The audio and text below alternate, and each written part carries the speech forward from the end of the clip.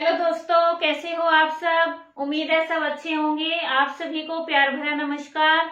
स्वागत है आपका अपने YouTube चैनल पर। और अगर आप चैनल पर नए हैं तो आपके लिए बता देती हूँ कि हम PYQ की सीरीज कर रहे हैं, प्रीवियस ईयर्स क्वेश्चंस।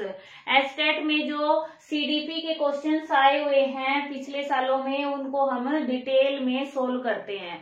और यहाँ PGT का जो लेवल है उसका 2019 का क्वेश्चन पेपर आज हम सोल्व करेंगे। इससे पहले 2017 और 2018 दोनों के मैंने करवा दिए हैं। अगर नहीं देखे हैं तो प्लेलिस्ट में जाकर आप देख सकते हैं। आज हम करेंगे 2019 का क्वेश्चन पेपर सोल्व। सबसे पहला क्वेश्चन है, which of the following programme is not suitable for gifted children. Gifted children यानी प्रतिभाशाली बालकों के लिए कौन सा कार्यक्रम उपयुक्त नहीं है। अब प्रतिभाशाली बालक कौन होते हैं? जो अपने पीयर ग्रुप में टॉप रैंक लेकर आते हैं वो होते हैं प्रतिभाशाली बालक यानी गिफ्टेड चिल्ड्रन। उनकी जो मेंटल एबिलिटी है वो और बच्चों की तुलना में ज्यादा होती है, इसलिए वो भी प्रॉब्लम कर देते हैं। टीचर क्लास में पढ़ा रहे होते हैं, उनको वो आता है, समझ में जल्दी आता है, तो वो पूरी क्लास को डिस्टर्ब करते हैं। तो उनके लिए भी टीचिंग में क्या है, अलग अलग मेथड अप्लाई किए जाते हैं। तो इसमें कौन सा कार्यक्रम है जो उनके लिए उपयुक्त नहीं है? पहला है स्पेशल क्लासेज। स्पेशल क्लास दी जाती हैं, बिल्कुल सही है, क्योंकि गिफ्टेड बच्चों को स्पेशल क्लास में और एक्स्ट्रा पढ़ाया जाएगा। दूसरा है रेमेडियल टीचिंग, उपचारात्मक शिक्षण।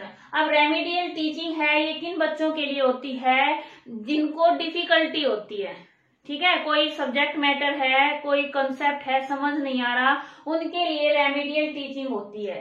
तो ये ऑप्शन हमारा इसका आंसर होगा, ये गिफ्टेड के लिए नहीं होता।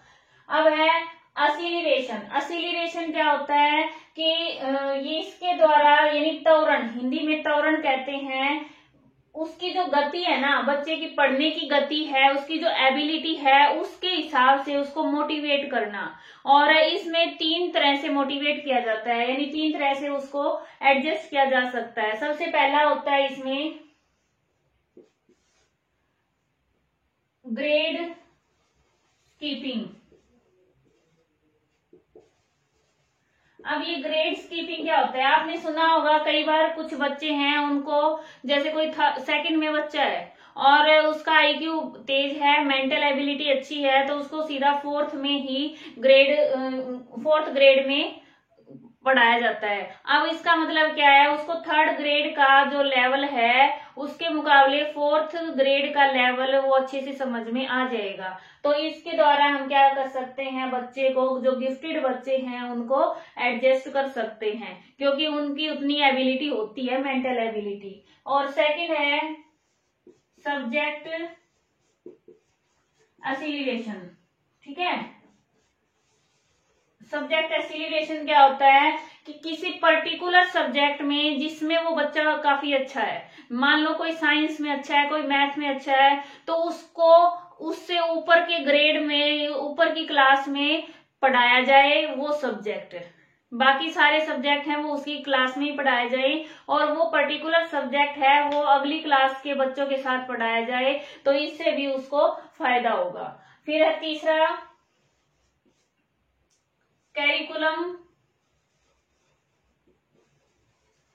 Curriculum compacting. ये क्या होता है? कैरिकुलम कंपैक्टिंग होता है कि बच्चे को, जैसे सभी बच्चों को कुछ वर्ड्स दिए हों स्पेलिंग के लिए, वही लर्न करने हैं, उस बच्चे को एडवांस्ड वर्ड्स दिए जाएं, उन बच्चों के मुकाबले कुछ डिफिकल्ट वर्ड्स दिए जाएं, ताकि उसका जो कॉग्निटिव डेवलपमेंट है उसके अकॉर्डिंग उसको काम दे सकें। तो ये 3 तरह से इसमें यूज होते हैं असिलिरेशन में, ठीक है। 3 टेक्निक्स हैं, 3 मेथड हैं जिनके द्वारा हम गिफ्टेड चिल्ड्रन को सहायता कर सकते हैं, उनका सही तरीके से विकास कर सकते हैं। फिर है अनरिचमेंट इन रेगुलर क्लासरूम सेटिंग। जो रेगुलर क्लासरूम हैं, क्लासेज हैं, उनमें अनरिचमेंट यानी सुधार किया जाए, उनके जो मैटर हैं, सब्जेक्ट मैटर, उसको और इम्प्रूव किया जाए। तो ये भी इसमें होता है गिफ्टेड चिल्ड्रन के लिए। क्लियर हुआ? आगे देखो, the democratic organization of school influence learning, this factor of learning is related to. विद्यालय का जो प्रजातांत्रिक संगठन अधिगम को प्रभावित करता है, अधिगम का यह कारक संबंधित है। अब इन्होंने पूछा है कि जो स्कूल का ऑर्गेनाइजेशन है ना डेमोक्रेटिक, ये कौन सा कारक है, कौन सा कारक है लर्निंग का। अब इसमें देखो, मेथोडोलॉजिकल, सोशल एस्पेक्ट, फिजियोलॉजिकल और साइकोलॉजिकल, तो इसमें से कौन सा है? ये आपको बिल्कुल क्लियर नजर आ रहा है, ये है सोशल एस्पेक्ट। क्यों है सोशल एस्पेक्ट? क्योंकि मेथोडोलॉजिकल होता है कि कौन से मेथड यूज किए जा रहे हैं लर्निंग के लिए, कौन से तकनीक हैं, विधियां हैं जो यूज हो रही हैं। और फिजियोलॉजिकल होता है कि हमारी बॉडी, शरीर से संबंधित, ठीक है। फिजिकल क्या होता है? शरीर से संबंधित, क्योंकि हमारा जो बॉडी है और उसके जो पार्ट्स हैं वो किस तरह से फंक्शन करते हैं, तो ये तो इसमें है नहीं। अगला है साइकोलॉजिकल। इसका मतलब क्या है कि जो थ्योरीज हैं साइकोलॉजी की वो इसमें लर्निंग में लागू करना, उनको रिलेट करके, तो ये भी नहीं है इसमें। तो कौन सा है हमारा? ये सोशल एस्पेक्ट है, क्योंकि स्कूल में हमारा सोशल डेवलपमेंट भी होता है बच्चों का, तो क्या है? ये सोशल एस्पेक्ट है। नेक्स्ट क्वेश्चन है, positive facilitation of present learning of through past learning, for example addition helps multiplication, this type of transfer of learning is called. इसका मतलब क्या है कि पूर्व अधिगम द्वारा जो पहले से सीखा है ना, प्रीवियस पास्ट लर्निंग के द्वारा प्रेजेंट लर्निंग, वर्तमान अधिगम को धनात्मक रूप से यानी पॉजिटिवली सुसाध्य बनाना, उसको सीखना। जैसे योग संक्रिया यानी एडिशन के द्वारा हम मल्टीप्लाई करना सीखते हैं, तो ये अधिगम का कौन सा स्थानांतरण है, ट्रांसफर ऑफ लर्निंग कौन सा कहलाएगा। अब ये है हमारा कौन सा? सीक्वेंशियल। इसका आंसर क्या होगा? सीक्वेंशियल। अब इनको समझते हैं ये होते क्या है। ट्रांसफर ऑफ लर्निंग क्या होता है कि जो सीखा हुआ ज्ञान है उसका दूसरी परिस्थिति में प्रयोग करना, ठीक है, ट्रांसफर हो जाता है। किसी भी, जैसे प्लस सीखा है तो मल्टीप्लाई में यूज करेंगे और डिवाइड में यूज करेंगे, इस तरह से इनका ट्रांसफर होना। अब ये कई तरह से होता है और इस पर मैंने पूरी एक वीडियो बना रखी है, मोस्ट इम्पोर्टेंट टॉपिक है, एक बार जरूर देख लेना। और उसमें सारे हैं वो बिल्कुल अच्छे से क्लियर कर रखे हैं, ठीक है। यहाँ हम सिर्फ 4 के बारे में पढ़ेंगे। अब वर्टिकल क्या होता है? वर्टिकल का ये होता है, देखो ये लाइन होती है वर्टिकल। तो वर्टिकल यानी एक बच्चा है, मान लो वो 8th स्टैंडर्ड में एक टॉपिक पढ़ता है, साइंस का कोई टॉपिक पढ़ता है, वर्क और ये टाइम वाला देख लो। उसके बाद फिर वो 9th स्टैंडर्ड में जाएगा, फिर वो 10th स्टैंडर्ड में जाएगा। तो जो 8th में सीखा वो 9th में भी काम आएगा और उसमें इंप्रूव हो जाएगा, फिर 9th और 10th में काम आएगा। ये हो गया वर्टिकल, ठीक है, वर्टिकल ट्रांसफर। फिर है सीक्वेंशियल। सीक्वेंशियल होता है ऐसे सीक्वेंस में, बच्चे ने यहाँ प्लस करना सीखा, फिर मल्टीप्लाई सीखा, फिर डिवाइड सीखा, तो एक ही इस ऑपरेशन का प्रयोग है वो आगे की उसमें ऑपरेशंस में कर रहा है, ठीक है। आगे सीखने के लिए उसका जो पहले सीखा हुआ है उसका यूज कर रहा है। फिर है लेटरल। लेटरल क्या होता है कि जैसे बच्चे ने मान लो स्कूल में प्लस करना सीखा, स्कूल में उसने प्लस या माइनस जो भी सीखा उसको घर आके भी अप्लाई कर लिया, अपनी फ्री चॉकलेट या बिस्किट गिन रहा है, ठीक है, प्लस कर करके या माइनस करके पैसे गिन रहा है कि 30 में से 10 गए कितने होंगे। तो वो जो चीज सीख के आया था, जो ज्ञान उसने स्कूल में लिया है वही घर पे आके रिवाइज कर रहा है, दूसरी परिस्थिति में उसको लागू कर रहा है। तो ये होता है हमारा लेटरल यानी पार्शियल। फिर है बायलेटरल। बायलेटरल क्या होता है? क्रॉस एजुकेशन भी बोलते हैं इसको, ठीक है, क्रॉस एजुकेशन। कि जैसे राइट हैंड से लिखने वाले, मैं राइट हैंड से लिख रही हूँ ना और मैं इस लेफ्ट हैंड से भी सीखने की कोशिश करूं तो इसमें थोड़ी आसानी होगी। यानी एक काम जो हमने सीख रखा है उससे उल्टा करके देखेंगे, विपरीत करेंगे तो भी क्या होगा, उसमें हेल्प मिलती है, तो वो भी ट्रांसफर ऑफ लर्निंग होगा। तो क्रॉस एजुकेशन मानी जाती है, द्विपार्श्वीय। नेक्स्ट क्वेश्चन है, Rohan is reading a latest Baahubali comic book because he can not wait to see what happens to Baahubali and his family. This is best example of कि रोहन है वो बाहुबली की जो नवीनतम चित्र कथा पुस्तक आई है उसको पढ़ रहा है, क्योंकि वो इतना इंतजार नहीं कर सकता कि बाहुबली और उसके परिवार के साथ क्या हुआ। ये किसका उदाहरण है? मोटिवेशन का क्वेश्चन है, वो 2017 में भी आया था, सेम इसी तरह से था। ठीक है, सिर्फ एग्जाम्पल चेंज हुआ था। तो मोटिवेशन कितने टाइप का होता है? 2 टाइप का, इंट्रिंसिक और एक्सट्रिंसिक, यानी बाह्य और आंतरिक। ये होता है आंतरिक और ये होता है बाह्य।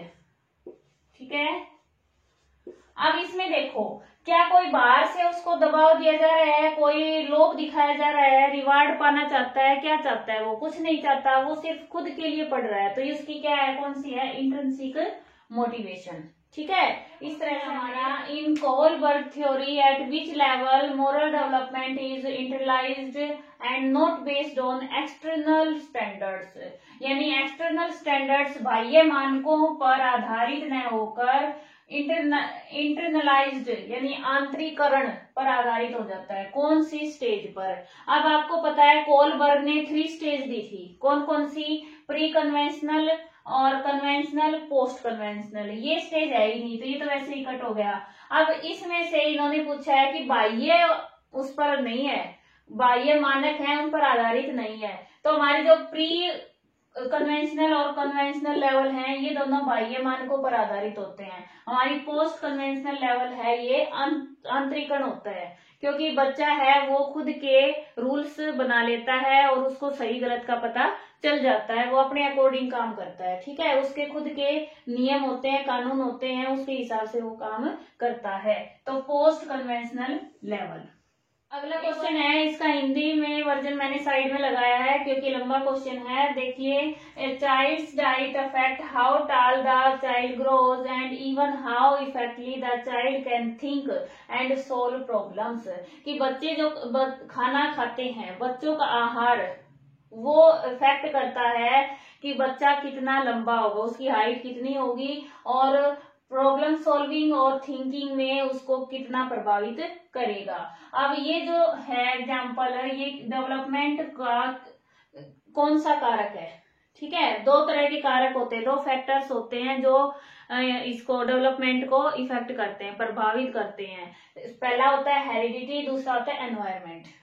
ठीक है, ये वैसे ही दे दिए हैं साथ में। 2 होते हैं फैक्टर, हेरिडिटी, एनवायरमेंट, वंशानुक्रम और वातावरण। अब वंशानुक्रम क्या होता है कि बच्चे को जो अपने पूर्वजों से जो आनुवांशिक रूप से गुण मिलते हैं, वो तो हो गई हेरिडिटी। अब इसमें तो डाइट तो हम डेली खाते हैं, ठीक है, बच्चे को दी जाती है, तो दी जाती है तो क्या हो गया? एनवायरमेंटल हो गया। तो इसका सही आंसर क्या हो गया? एनवायरमेंट। और ये टॉपिक भी मैंने चैनल पर करवा रखा है, बिल्कुल डिटेल में आप देख सकते हैं। क्वेश्चन है, dash is to social cognitive theory as Vygotsky is to social constructivist theory. अब क्या कह रहे हैं कि जो जिस तरह से वाइगोत्स्की का संबंध है वो सोशल कंस्ट्रक्टिविस्ट से है, वैसे ही सोशल कॉग्निटिव का किससे है? अब सोशल कॉग्निटिव थ्योरी है वो है बंडूरा की। Social learning theory, social cognitive theory, observational learning, ये सभी बंडूरा की थ्योरी के नाम हैं। ठीक है, तो सोशल आ गया, सोशल कॉग्निटिव थ्योरी। अकेली कॉग्निटिव थ्योरी आ जाए तो किसकी है? पियाजे की। ठीक है, और सोशल लग गया साथ में, तो बंडूरा ने कहा है कि सोशल लर्निंग से बच्चा सीखता है, तो इसलिए इसका में आ जाएगा सोशल कॉग्निटिव थ्योरी है बाय बंडूरा। ठीक है, एल्बर्ट बंडूरा। इससे आपको समझ आ रहा है कि पिछला जो क्वेश्चन था वो भी 2017-18 दोनों में आया हुआ है, दोनों थ्योरी है बंडूरा की और वाइगोत्स्की की, और ये थ्योरी भी तीनों पेपर में है। तो ब्रोन-फेन ब्रेनर की जो थ्योरी है ये मोस्ट इंपोर्टेंट है, हर बार क्वेश्चन आता है इसमें से। अब इन्होंने पूछा है कि बच्चे का जो फैमिली है, पीयर्स है, स्कूल है, वो कौन से सिस्टम में है? अब सबसे ज्यादा रिलेट किससे करता है बच्चा? जो उसके अराउंड होता है सबसे पहले। तो सबसे पहले कौन सा होता है? Micro system. तो माइक्रो सिस्टम के ये पार्ट है। ठीक है, इस थ्योरी को भी करवा रखा है और ये इस तरह का क्वेश्चन भी मैंने दोनों पेपर में सोल्व करवाया है, तो आप वहां से देख सकते हैं। आगे देखो, स्पीकिंग और writing in such a way as to have an impact on others is known as. इस प्रकार बोलना या लिखना जो दूसरों पर प्रभाव छोड़ दे क्या कहलाता है। अब ये कंसेप्ट भी मैंने पहले करवाया है पेपर में कि जो सोशल लैंग्वेज, जिस सोसाइटी में, जिस कल्चर में हम रह रहे हैं उसके अकॉर्डिंग भाषा का प्रयोग करना, लैंग्वेज का यूज करना क्या होता है हमारा प्रैग्मेटिक्स। ठीक है, तो प्रैग्मेटिक्स ऑफ लैंग्वेज इसका आंसर हो जाएगा, क्योंकि इस तरह से बोलना लिखना जो दूसरों पर प्रभाव छोड़ दे, यानी जो हमारा जो लैंग्वेज का यूज है वो प्रभावशाली हो, वो क्या होता है हमारा प्रैग्मेटिक्स। और इसमें फोनिम्स है, सबसे पहला होता है फोनिम्स, फोनेटिक्स भी बोलते हैं इसको। ठीक है, फिर मॉर्फिम्स होता है, सीक्वेंस से होते हैं ये साउंड होते हैं, फिर ये वर्ड्स होते हैं मॉर्फिम्स। वर्ड्स के बारे में जानकारी मिले, उसके बाद हमारा ग्रामर के लिए होता है सिंटैक्स, फिर हमारा होता है सिमेंटिक, और हमारा फिफ्थ पे होता है प्रैग्मेटिक। ये मैंने पहले भी करवा दिया है। ठीक है, ध्यान रखना, ये साउंड रिलेटेड हो गया, ये वर्ड्स रिलेटेड, ये सेंटेंस स्ट्रक्चर बनाना, और सिमेंटिक यानी मीनिंग, सेंटेंस का मीनिंग इस तरह से होता है। और ये हो गया हमारा कल्चर से रिलेटेड यूज करना लैंग्वेज का। नेक्स्ट क्वेश्चन है, according to Vygotsky a range of tasks too difficult for the child to do alone but possible with the help of adults and more skilled peers is called। अब ये कहते हैं कि Vygotsky ने कहा है कि बच्चा यहाँ पर है, ठीक है, इसके अराउंड जो ये है ऐसे टास्क जो वो अपने आप नहीं कर पाता, वो अपने आप नहीं कर पाता, किसकी सहायता से करता है, अडल्ट्स या मोर स्किल्ड पीयर्स की सहायता से करता है, तो वो क्या कहलाता है, ये जो क्षेत्र है ये क्या कहलाता है, zone of proximal development, ZPD। ठीक है, मोस्ट इंपोर्टेंट कंसेप्ट है। और स्कैफोल्डिंग क्या होता है, जो हेल्प है ना, ये इस प्रोसेस को कहते हैं स्कैफोल्डिंग, जो टेम्परेरी हेल्प दी जाती है, जब तक वो बच्चा सीख नहीं जाता, स्किलफुल नहीं हो जाता, तब तक उसको हेल्प दी जा रही है, उसको स्कैफोल्डिंग बोल रहा है।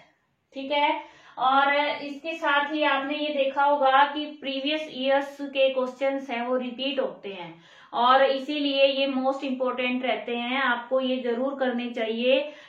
और कोई डाउट है किसी क्वेश्चन से रिलेटेड आप कमेंट में बताएं, आपका डाउट जरूर क्लियर होगा। थैंक्स फॉर वॉचिंग, आपका दिन शुभ हो, धन्यवाद।